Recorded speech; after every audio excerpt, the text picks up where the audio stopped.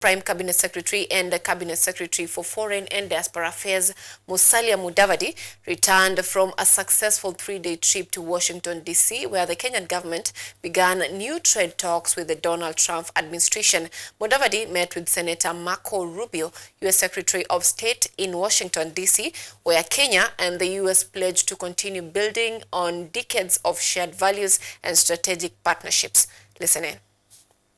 Prime Cabinet Secretary Mudavadi has jetted back from his 3-day visit in Washington, D.C., where he held high diplomatic talks in bid to attract investment and the continued trust between President Donald Trump government and the Kenyan government.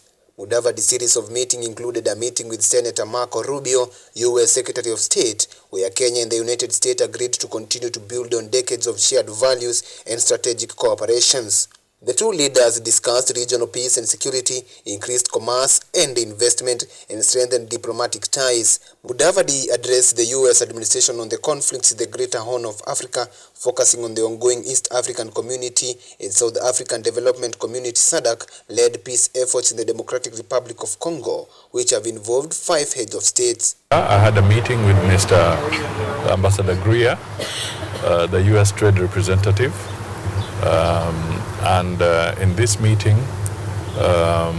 we have agreed to engage so that we can deal with the trade-related matters, because you know the tariff conversation is very topical at this point in time.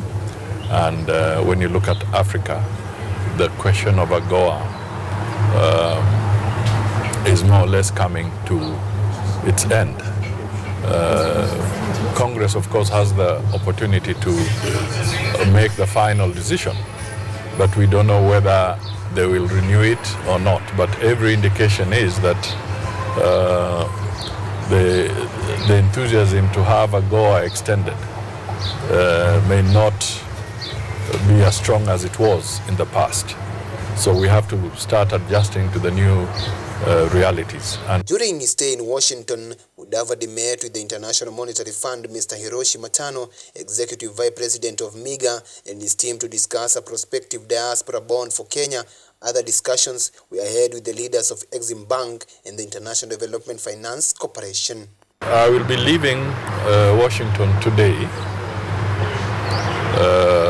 so that I can now proceed to the Dominican Republic. Thereafter, because we also have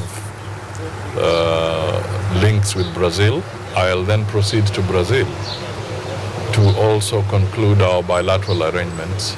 Mudavadi will then travel to Santo Domingo, Dominican Republic, for a memorandum of understanding between May 11th and 13th. He will later proceed to Brasilia on 15th and 16th of May for bilateral talks between Kenya and Brazil, with the eye on multiple agreements, especially in key areas of political consolidation, trade and investment, and agriculture. Edward Nyamo, KUTV.